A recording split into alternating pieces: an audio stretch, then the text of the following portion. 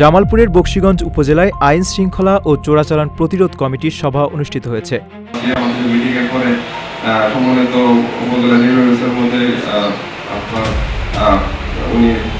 উপস্থিত থাকবেন এটা আমাদেরকে নিশ্চিত করেছিলেন। তো মিটিং এর পর আপনাদের আমন্ত্রণ করলাম আমাদের এই দেশীয় ফলগুলো একটু সময় দেখার জন্য।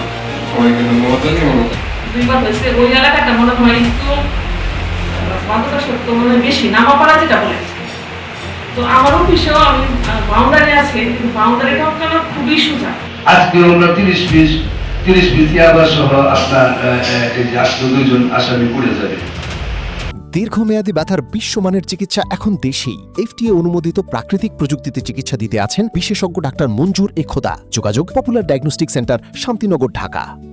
এখনো এই রোডটাতে সবচেয়ে বেশি গাড়ি ঘোড়া চলাচল করে।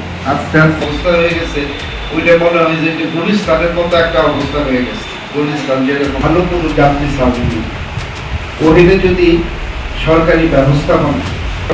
আরেকটা বিষয় দৃষ্টি আরোপ করতেছি, এই ফলগুলো স্যার ওরা কি করে একদম রাস্তার সাথে সামনের দিকে চলে আসে।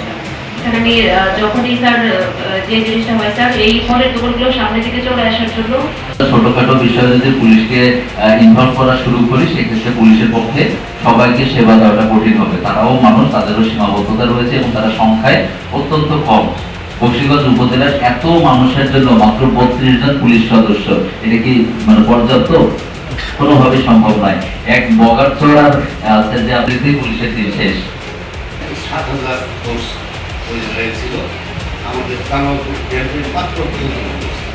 বৃহস্পতিবার সকাল 11টায় উপজেলা সম্মেলন কক্ষে উপজেলা প্রশাসনের আয়োজনে উপজেলা নির্বাহী অফিসার মুরাদ হোসেনের সভাপতিত্বে সবাই এ সময় বক্তব্য রাখেন সহকারী কমিশনার ও পৌর প্রশাসক আসমাউল হুসনা, বকশীগঞ্জ থানার অফিসার ইনচার্জ মকবুল হোসেন, উপজেলা প্রাণী সম্পদ কর্মকর্তা সাদিয়া আফরিন, উপজেলা কৃষি অফিসার আমিনুল ইসলাম হোসেন, উপজেলা বিএনপি সভাপতি আলহাজ মানিক সওদাগর, সাধারণ সম্পাদক জাহিদুল ইসলাম প্রিন্স, বিজিবির কোম্পানি কমান্ডার বিল্লাল হোসেন, উপজেলা মুক্তিযোদ্ধা সংসদ কমান্ডের আহ্বায়ক বীর মুক্তিযোদ্ধা নওশেদ আলী, মেরুচর ইউনিয়ন পরিষদের চেয়ারম্যান জাহিদুল ইসলাম মঞ্জু, বগারচর ইউনিয়ন পরিষদের চেয়ারম্যান সোহেল রানা পলাশ, বাট্টজোর ইউনিয়ন পরিষদের চেয়ারম্যান লিটন আকন্দ, বকশীগঞ্জ মডেল প্রেস ক্লাবের সভাপতি ও দৈনিক ইনকলাবের উপজেলা প্রতিনিধি ইমদাদুল হক লালন ও উপজেলা প্রেস ক্লাবের সাধারণ সম্পাদক ও আরটিভির প্রতিনিধি জিএম ফাতিউর হাফিজ বাবুসহ উপজেলার বিভিন্ন দপ্তরের কর্মকর্তারা বক্তব্য রাখেন।